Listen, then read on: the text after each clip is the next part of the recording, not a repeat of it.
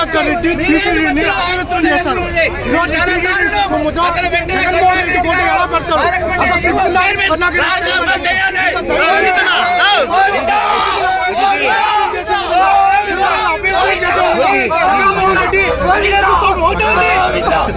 జగన్మోహన్ రెడ్డి వెంకటేశ్వర ఒకటా?